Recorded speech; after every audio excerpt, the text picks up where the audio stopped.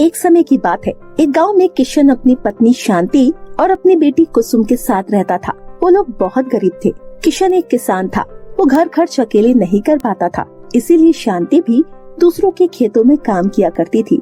ऐसे ही एक दिन, मैंने आपसे मना कर दिया है ना, नहीं तो नहीं। लेकिन भगवान, ऐसा मौका कभी कभी मिलता है। हमारी बेटी उस घर में हमेशा खुश रहेगी। अरे आप क्या बात कर रहे हैं? मेरी बेटी की उम्र तो देखो और उस सेठ की उम्र, कितना ज्यादा फर्क है। आप उस सेठ को शादी के लिए मना कर दीजिए। लेकिन शांति, हमने जो कर्ज ले रखा है, अगर हम उसे नहीं चुकाएंगे तो ये घर भी हमसे छिन जाएगा। आप उसकी चिंता मत करिए, हम दोनों मिलकर उस सेठ का कर्ज उतार देंगे। अच्छा ठीक है, जैसा तुम्हें ठीक लगे हम वैसा ही करेंगे। शांति की बात सुनने के बाद किशन खेत की ओर चला जाता है। किशन काफी ज्यादा परेशान होता है और सोच रहा होता है, अरे सेठ बहुत खतरनाक आदमी है। मैंने उसे कर्जा भी ले रखा है, कहीं उसे गुस्सा ना आ जाए। लेकिन मैं कर भी क्या सकता हूँ। शांति तो ये शादी होने नहीं देगी।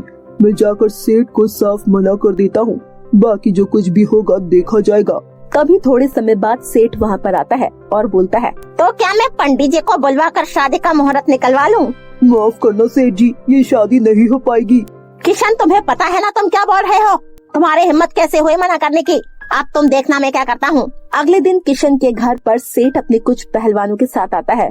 किशन, किशन, कहाँ छुपा बैठा है, बाहर निकल। अरे सेठ जी, आप यहाँ? जल्दी से मेरा घर खाली करो। तुमने कर्जा वापस नहीं किया है, इसीलिए अभी अपना बोरिया बिस्तर बांधो और अभी के अभी निकल जाओ। सेठ जी, आप हमें थोड़े दिनों की मोहलत दे दीजिए, हम आपके पैसे लौटा देंगे। मुझे कोई मोहलत नहीं देनी है। चुपचाप यहाँ से निकल जाओ, नहीं तो मैं तुम्हें धक्के मार कर यहाँ से निकाल दूंगा। सेठ उन सभी लोगों को घर से बाहर निकाल देता है, जिसके बाद शांति, किशन और कुसुम तीनों दर बदर भटकते हैं। फिर भी उनको कहीं कोई रहने की जगह नहीं मिलती है। ऐसे ही पूरा दिन हो जाता है और रात हो जाती है। जब वो गाँव से बाहर आते हैं तो उन्हें एक झोपड़ी दिखाई देती है। माँ देखिए, वहाँ पर एक झोपड़ी है, चलो हम उस झोपड़पट्टी के अंदर चलते हैं। रात का समय है, आज तो हमें उसी झोपड़पट्टी में रहना होगा, कल का कल हम देखते हैं। हाँ बेटा, तू सही कह रही है। जिसके बाद वो तीनों लोग उस झोपड़पट्टी के अंदर चले जाते हैं। अगले दिन, कुसुम बेटा, तुम अपना और अपनी माँ का ख्याल रखना। मैं काम की तलाश में जा रहा हूँ, क्या पता मुझे कोई काम ही मिल जाए। पिताजी, जो थोड़े बहुत पैसे थे, उन पैसों की मदद से मैं काली चाय बनाती हूँ, आप पी कर जाइए। कुसुम झोपड़पट्टी के बाहर मिट्टी का चूल्हा बनाती है और फिर काली चाय बनाती है। जिसके बाद किशन और शांति दोनों मिलकर चाय पीते हैं और किशन काम की तलाश में निकल जाता है। वहीं एक पास ही की दुकान पर सूट बूट पहने हुए एक आदमी बैठा हुआ था, जो ये सब कुछ देख रहा होता है। ऐसे ही दिन बीतते चले जाते हैं। रोजाना इसी तरह कुसुम अपने माता पिता के लिए खाना बनाती है। बेटा, तू पूरा दिन काम करती रहती है, तू अंदर आकर बैठ जा, बाकी बचा हुआ खाना मैं बना लेती हूँ। नहीं माँ, आप अंदर बैठी रहिए, मैं खाना बना रही हूँ। अपने माता पिता के प्रति इतना स्नेह देखकर मोहित को काफी ज्यादा खुशी होती है और मोहित हर दिन कुसुम को देखने के लिए उस चाय की दुकान पर आया करता। एक दिन मोहित चाय की दुकान के मालिक से पूछता है, काका कौन है ये? मैं इन्हें काफी समय से देख रहा हूँ, ये लोग कैसे परेशानी में इस झोपड़पट्टी में रहते हैं? बेटा, ये गांव के अंदर ही रहा करते थे, लेकिन कर्जा न चुका पाने की वजह से सेठ जी ने इन लोगों को घर से बाहर निकाल दिया। जिसके बाद ये लोग भटकते भटकते झोपड़पट्टी में आकर रहने लगे। अब तो ये लोग बूढ़े हो चुके हैं, बस किसी तरह इनकी बेटी की शादी हो जाए, इसीलिए ये लोग नमक रोटी खाकर अपना गुजारा जैसे तैसे झोपड़पट्टी में कर रहे हैं।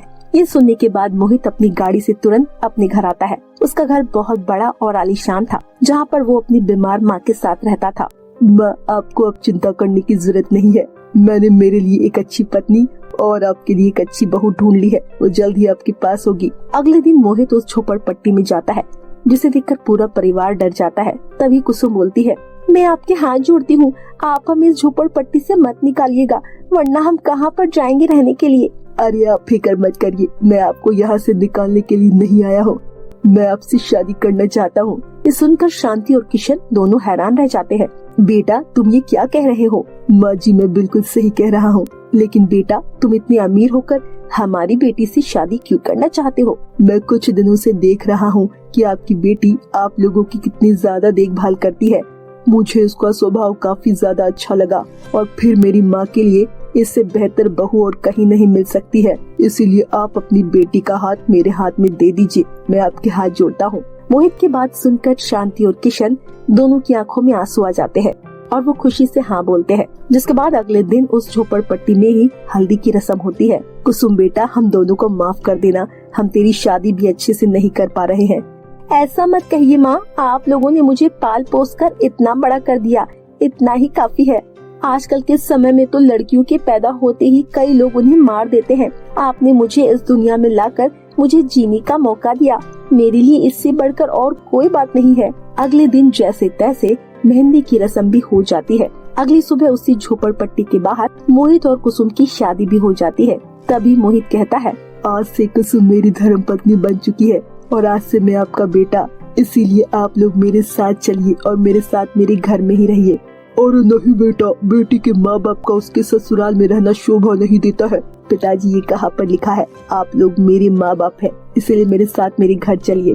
इस उम्र में आपका सहारा बनना चाहता हूँ मैं, न कि आप लोगों को यहाँ पर भटकता हुआ छोड़कर चला जाऊं। मोहित का ऐसा स्वभाव देखकर किशन बहुत ज्यादा खुश होता है। आखिरकार उसकी बेटी का घर बस गया था और उसे एक मोहित जैसा अच्छा दामाद मिल गया था, जो कि बिल्कुल बेटे के समान था। जिसके बाद सभी लोग मोहित के घर चले जाते हैं, जहाँ पर कुसुम अपनी सासू माँ की खूब ज्यादा देखभाल करती है और साथ में एक बहू होने की भी अच्छी जिम्मेदारी निभाती है।